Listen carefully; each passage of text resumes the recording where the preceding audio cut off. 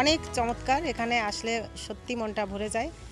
আর আমি বেলুড় মঠের কাছেই যদি থাকি তাও আসতে আমার দেরি হয়ে গেছে, যারা আগে আসে তাদের জন্য আরও একটু সুবিধা হয়।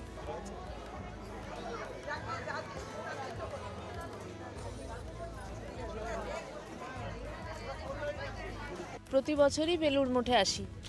এবারে বিশিষ্ট বলতে সেই ভক্তি ভরে মহারাজরাই করছেন, ভক্তবৃন্দ আসছেন। হ্যাঁ, এ তো মানে গয়া কাশী বৃন্দাবন সাধারণ মানুষের কাছে যারা ভক্ত, হ্যাঁ, খুব ভোর থেকে এখানে মায়ের অঞ্জলি, পুজোর কাজ এসব চলছে।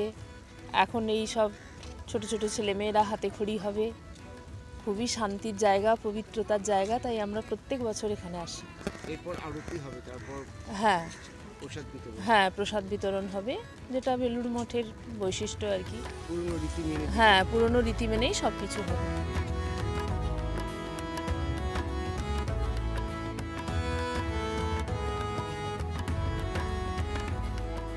না, আগে না আসলে বসতে একটু অসুবিধা হয়, এটা আর কি। পূজাটা অনেক সুন্দরই হয়েছে। পুষ্পাঞ্জলি দেওয়া হলো। হ্যাঁ, পুষ্পাঞ্জলি হয়েছে। অনেকজন এসে হাতে করে দিতে। হ্যাঁ, হাতে করে চলছে, এখনও চলছে হাতে করি। বেলুড় মঠে আজ প্রথম পুষ্পাঞ্জলি দিলাম, সত্যি আমি খুবই খুশি, আমার পরিবার সহ সবাই খুশি। কারণ হচ্ছে এর আগে এরকম সৌভাগ্য কখনো হয়নি, আজ ফার্স্ট টাইমই বেলুড় মঠে পুষ্পাঞ্জলি হলো।